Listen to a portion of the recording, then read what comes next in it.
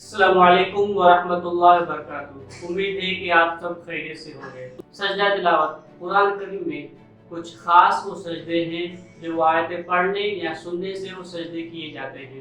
आज हम इसके बारे में समझेंगे कि वो कौन से सजदे हैं जिसको पढ़ने या सुनने से उन सजदों को किया जाता है। कुरान करीम में टोटल 14 मकामात हैं जहाँ पर सजदा तिलावत आए हैं। सूरह अल आराफ चैप्टर नंबर 9 सूरत नंबर 9 आयत नंबर 206, सूरत नंबर रात चैप्टर नंबर 13 सूरत नंबर 13 आयत नंबर 15, सूरह नहल चैप्टर नंबर 14 सूरत नंबर 16 आयत नंबर 50, सूरत बनी इसराइल चैप्टर नंबर 15 सूरत नंबर 14 आयत नंबर 109, सूरह मरियम चैप्टर नंबर 16 सूरत नंबर 19 आयत नंबर 58, सूरतुल हज चैप्टर नंबर 17 सूरत नंबर 22 आयत नंबर 18, सूरतुल फुरकान चैप्टर नंबर 19 सूरत नंबर 25 आयत नंबर 60, सूरह नमल चैप्टर नंबर 19 सूरत नंबर 27 आयत नंबर 25,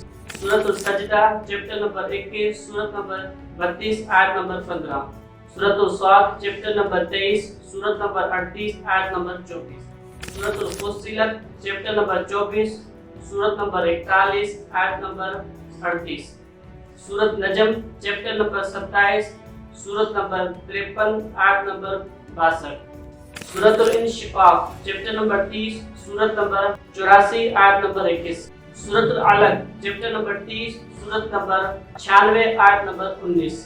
अल्लाह तबारक व तआला ने कुरान शरीफ में 14 सजदे क्यों दिए और इनको परफॉर्म करने की वजह क्या है।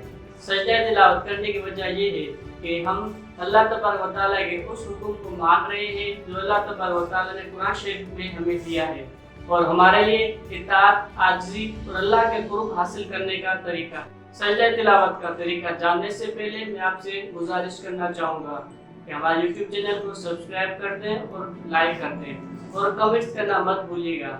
सजदा तिलावत का तरीका, पहले नंबर पर आती है नियत। दिल में नियत करना कि आप सजदा तिलावत अल्लाह तबारक व तआला के लिए कर रहे हैं। दूसरे नंबर पर आता है सिम्त, यानी किबले की तरफ रुख करना।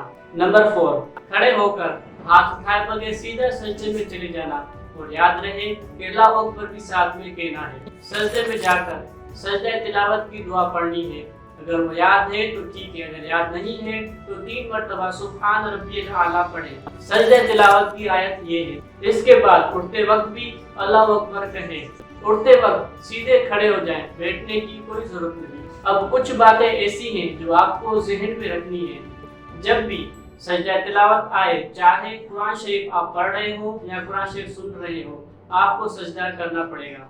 अगर आप नमाज में सजदा तिलावत की आयत पढ़ें तो नमाज में ही सजदा करना पड़ेगा, या फिर आप इमाम साहब के पीछे हैं और इमाम सजदा तिलावत की आयत पढ़ता है तो आप भी इमाम के साथ सजदा तिलावत करेंगे। और सजदा तिलावत करते वक्त ये ज़रूर याद रखें कि अल्लाह के आगे आजिज़ी और इनकी सारी दिखानी है।